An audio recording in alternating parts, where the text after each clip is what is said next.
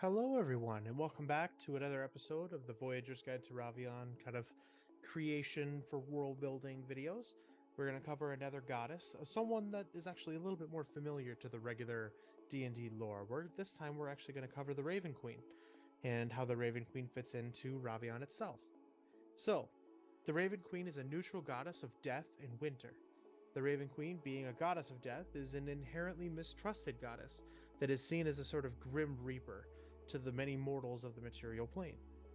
Being a mortal at one time and ascending to godhood through a now long forgotten and lost ritual, the Raven Queen herself has this unique perspective of being a mortal and divine at one point and or another in her lifetime.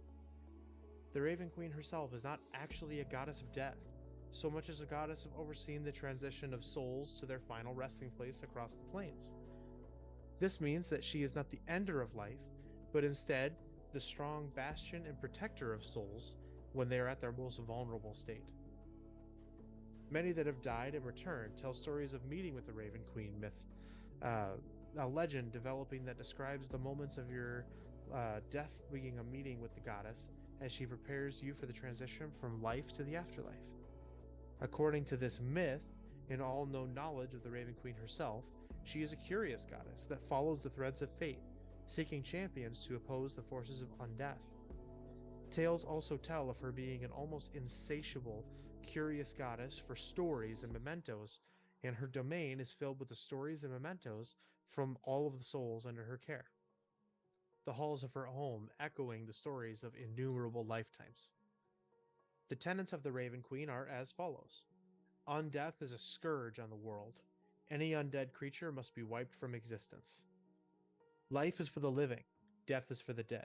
The lines cannot be blurred. The transition from life to death is a thing to be celebrated rather than feared. For the world of Ravean, as we dig a little bit more in, the Raven Queen is not necessarily a good or evil goddess. She is a neutral being. She is supportive of people as they transition from life to death. She is supportive of mortals. But due to her domain and the nature of her work, so to speak, she is mistrusted. They don't know exactly how to address and deal with death, as a mortal soul finds its end in death. If you were to run the Raven Queen, it's fairly simple for how to kind of run her. She is the facilitator of afterlife.